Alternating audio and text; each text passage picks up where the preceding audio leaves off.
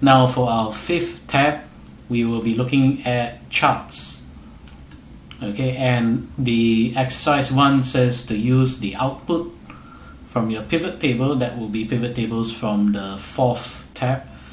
Use an appropriate chart to show the distribution of S1 grades.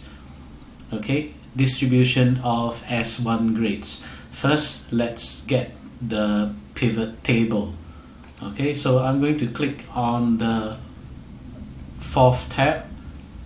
Grade distribution was found here. So what I'm going to do is I'm going to select the grades and the count all here: A, B plus B, C plus C, D plus D, and F. This is called the grade distribution. Okay, I'm only selecting the grades. I'm excluding the grand total, I'm excluding the header row, just the information in here. And I'm going to copy this. Okay, right click, copy. And so we've got that copied. Excel is highlighted that. I'm going to paste it in here. Okay, so that is the grade distribution that I got from pivot table. Okay, for cosmetic reason, I'm just going to fill in the borders and maybe do a bit of shading there. Okay, so this is our grade distribution. So we want to use this information to plot a chart. Okay, so you can read that 9 A's, 13 B plus, 55 B's, and so on, but we want it in a visual chart. Okay, how do we do that? What we do is this table of info that you have just pasted, we select it again. Leaving the selection there, what we're going to do now is move to your top left hand side, the menu, and we're going to click insert. And next is we're going to click chart, or you can go for recommended chart. Okay, so let's go for recommended, and these are the charts that they recommend. I would simply go for the first one, which is what they call a column chart. Okay, so that's fine. I'm going to hit OK. Of course you can do it. This is the horizontal bars, this is the vertical columns. Okay, pie chart is not so good when you have many categories.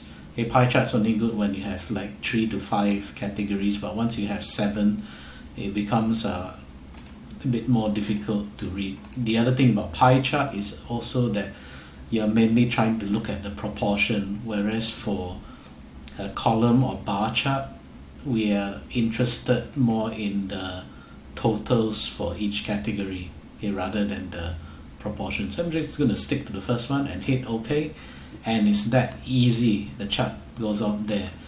Okay, the only thing is that it's blocking, so we can move the mouse somewhere in the middle of the chart, get the directional arrows, and then click, and we can be able to move this.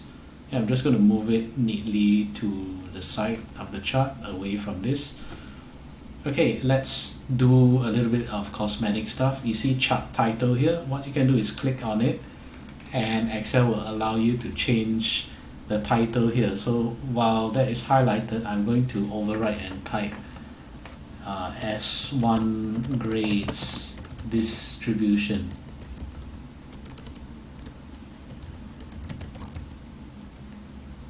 Okay, don't press enter. If you press enter, it's going to go another line. Okay, I've backspaced that.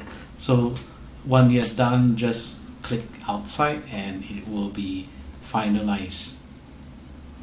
Okay, there are other things you can do to the chart. Like you can operate the axis. For example, here it runs from A to F. Some people like to. Okay, so if you click on one of the, like the A or B plus, okay, you click on that, they will highlight the axis. What you do is right click. You can then format the axis, and like you can change the font and so on. Okay, even you can even do things like add grid lines so that they would see some grid lines over there. And also for the vertical axis, the y-axis here, you can also add some grid lines. Currently there are grid lines, you know, at the every 20. Okay, let me click that out. 0, 20, 40, those are the major grid lines. Okay, so I can actually add minor grid lines which will show like that. You can even change the maximum and minimum, and including how small you want the minor grid lines to go. Okay, so that is the how you do the first exercise column chart.